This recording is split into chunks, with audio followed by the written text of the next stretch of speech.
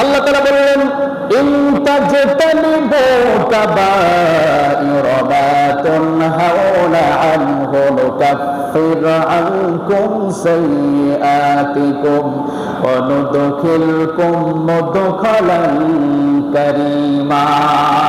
আল্লাহ তাআলা বললেন, এই পৃথিবীতে যে সকল বান্দা বান্দিরা তারা যদি কাবায়ের গুনাহ থেকে বিরত থাকতে পারে, অর্থাৎ বড় গুনাহ সমূহ থেকে বিরত থাকতে পারে, তাহলে আমি তাদেরকে তাদের যে ভালো কাজগুলো আছে ওই ভালো কাজগুলোর মাধ্যমে তাদের সগাইর গুনাহগুলোকে আমি ক্ষমা করে দিই। করেন সুবহানাল্লাহ।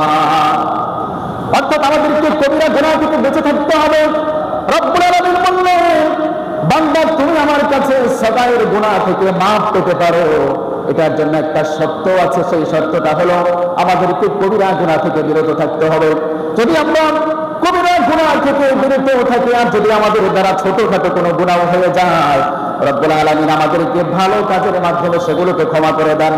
তিনি শুধু কেবল ক্ষমা করেই বসে থাকেন না, রব্বুল আলামিন আয়াতের শেষের দিকে আবার বললেন, ওয়া নুদখিলকুম মুদখালান কারীমা।